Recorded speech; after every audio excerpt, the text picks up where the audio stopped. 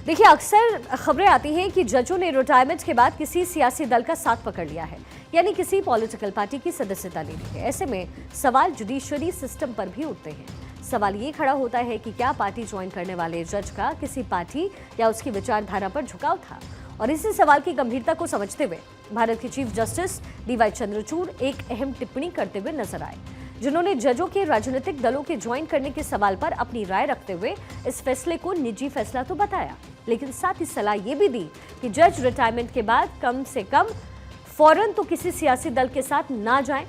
सवाल था कि हाई कोर्ट और सुप्रीम कोर्ट के जज रिटायर होते ही राजनीति में आ रहे हैं, क्या ये सही है? इसका जवाब देते हुए उन्होंने क्या बातें कही, ये भी आपको बताते हैं।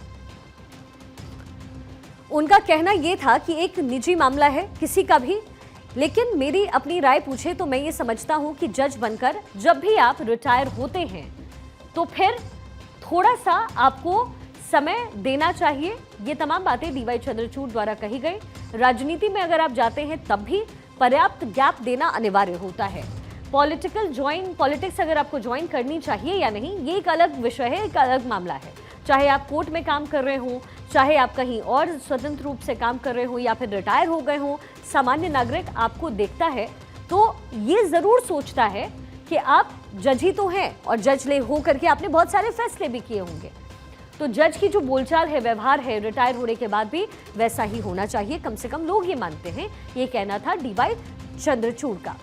दरअसल जजों को हमेशा कोर्ट और न्याय से जोड़कर देखा जाता है, और उनकी रिटायरमेंट के बाद भी आमतौर पर पब्लिक के बीच ये जो परसेप्शन है वो यूं ही बना रहता है कि वो जज है।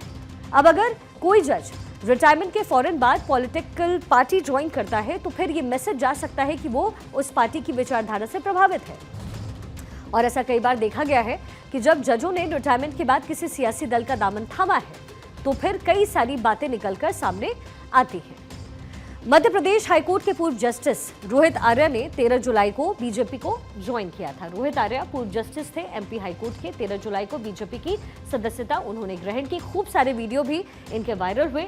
27 अप्रैल को अपने पद से वो रिटायर हुए और उसके बाद बीजेपी को उन्होंने ज्वाइन किया था।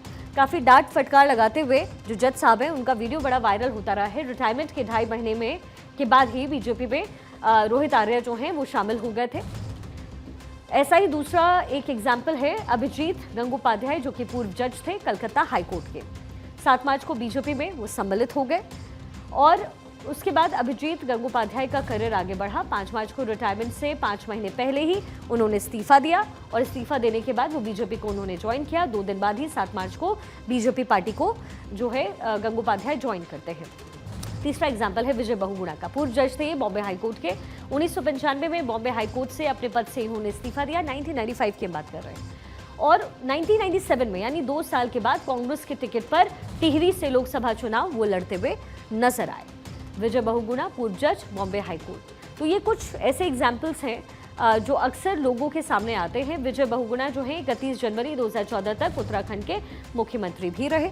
तो ये अलग अलग एग्जाम्पल्स हैं, और इसी के बाद जो ये सवाल डीवाई चंद्रचूड़ से पूछा गया था, इसमें बहुत सारे नाम शामिल हैं। 2017 के विधानसभा चुनाव में के पहले बीजेपी में वो सम्मिलित हुए।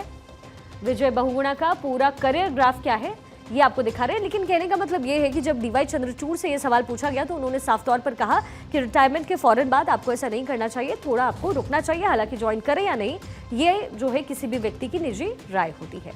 अब इसी तरीके से MC छागला हो, वो रूल इस्लाम हो, KS हेगड़े हो, तो ये तमाम ऐसे लोग हैं, ऐसे नाम हैं जिन्होंने कोर्ट को छोड़ करके वोट का रास्ता अपनाया। जज के बाद नेता के रूप में पहचाने गए। सियासत का ये जो रिवाज है आज का नहीं है, लेकिन इस रिवाज का असर जुडिशरी सिस्टम पर पड़ता तो है ही। और इसी को लेकर जब डीवाई चंद्रचूड़ से सवाल पूछा गया तो उन्होंने बड़े खुले तौर पर ये जवाब दिया।